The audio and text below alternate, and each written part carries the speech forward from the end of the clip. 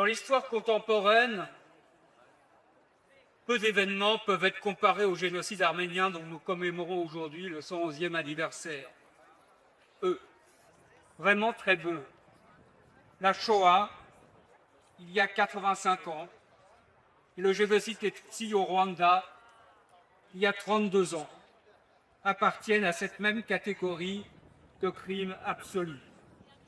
Non pas parce qu'ils seraient identiques dans leur modalité, mais parce qu'ils procèdent d'une même logique, l'anéantissement délibéré d'un groupe humain en raison de ce qu'il est.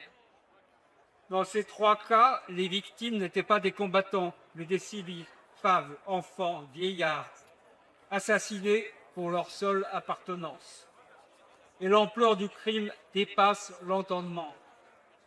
Non pas 30 000, 50 000 morts, ce qui est déjà considérable, mais des centaines de milliers, des millions. 1,5 million d'Arméniens ont été exterminés entre 1915 et 1916. À ces victimes s'ajoutent les Assyro-Chaldéens et les Grecs pontiques, également frappés par cette entreprise d'éradication. Au total, ce sont plus de 2 millions de chrétiens qui ont disparu dans cette séquence tragique. Et ce bilan s'inscrit lui-même dans une continuité. Les 250 000 Arméniens massacrés par le sultan Abdulhamid en 1894-95 et les 30 000 morts à Adana en 1909. Le résultat est visible aujourd'hui. Avant la Première Guerre mondiale, les chrétiens représentaient près d'un tiers de la population dans les frontières actuelles de la Turquie, entre un quart et un tiers. Ils n'en représentent aujourd'hui que 0,2%, soit à peine 200 000 personnes sur 90 millions d'habitants. Une disparition presque totale qui dit à elle seule la réalité de ce qui s'est joué. On cherchera cependant en vain la moindre plaque en Turquie pour tous ces morts, qui étaient pourtant des sujets ottomans. On trouvera en revanche, sur la colline de la Liberté qui domine Istanbul, un mausolée à la gloire de leur bourreau, Talat Pacha, le premier ministre de l'Intérieur de l'époque. Chers amis, ces crimes ne sont pas le fruit du chaos. Ils ont été pensés, organisés, planifiés. Ils ont mobilisé les ressources d'un État au service d'une idéologie. En 1915, celle du panturquisme, portée par les jeunes Turcs. Dans l'Europe des années 30, celle du national-socialisme.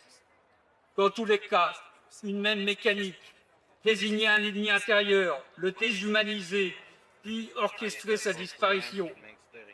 C'est sans doute ce qui distingue ces crimes d'autres tragédies de l'histoire. Et c'est ce qui explique qu'ils continuent à être commémorés, génération après génération. Parce qu'au-delà du devoir de mémoire demeure une fonction essentielle, prévenir, autant que faire se peut, la répétition de l'irréparable. Or, les idéologies qui ont rendu ces hécatombes possibles n'ont pas disparu. Elles luttent, mais persistent. L'antisémitisme demeure, le panturquisme demeure. Il existe une ligne directe entre 1915 et ce qui s'est produit en 2023 au Haut-Karabakh. Même haine de l'autre, même volonté d'homogénéisation ethnique et religieuse, même instrumentalisation du fanatisme et obsession totalitaire de la pureté, même expansionnisme territorial qui s'est aussi traduit en d'autres lieux par l'invasion de Chypre et massacres contre les Kurdes depuis le Dersim jusqu'au Rojava, ou la mise en place d'un régime stipendié à Ankara, en Syrie. Cette idéologie panturquiste, dont la dynastie au pouvoir à Bakou constitue aujourd'hui le fer de lance, a coûté la vie à des milliers de jeunes Arméniens durant la guerre de 2020. Et après avoir annihilé l'Artsakh, aujourd'hui en voie de turquification culturelle totale, cette idéologie continue de menacer l'existence même de l'Arménie à travers de multiples pressions, chantages et menaces exercées sur ce pays en quête permanente de solution pour sa survie.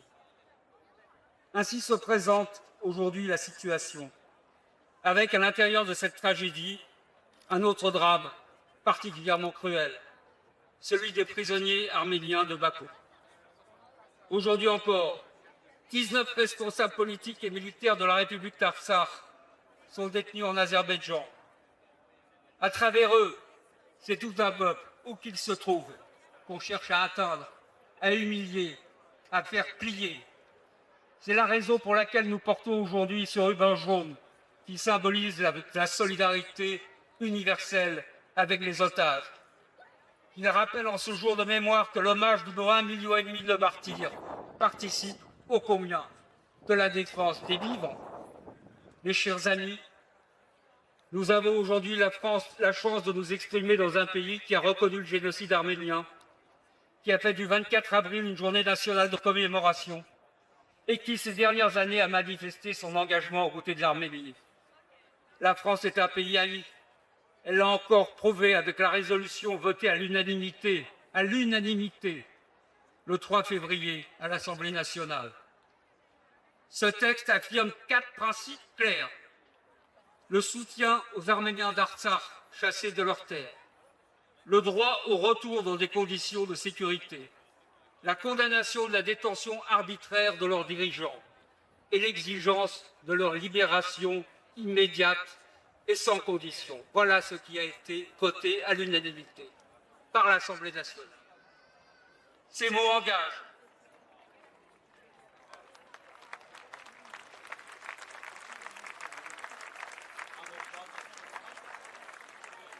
Ces mots engagent.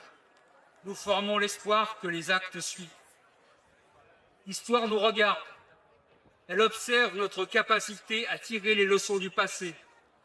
Elle évalue notre volonté de refuser les logiques d'exclusion et de destruction qui se perpétuent sous nos yeux. En dépit du négationnisme d'État de la Turquie et des chantages qui l'accompagnent, le génocide de 1915 est aujourd'hui reconnu par la quasi-totalité des États démocratiques. Mais pour reprendre les mots de l'historien Vincent Duclerc, président de la commission sur le Rwanda, cette entreprise d'extermination a aussi pris la forme d'un génocide long. Un processus dont certaines manifestations se prolongent jusqu'à aujourd'hui. La question des otages s'inscrit dans ce continuum. Veillons à ce qu'elle en marque la fin et que leur libération inaugure une nouvelle ère de justice et de paix à laquelle nous aspirons tous. Je vous remercie.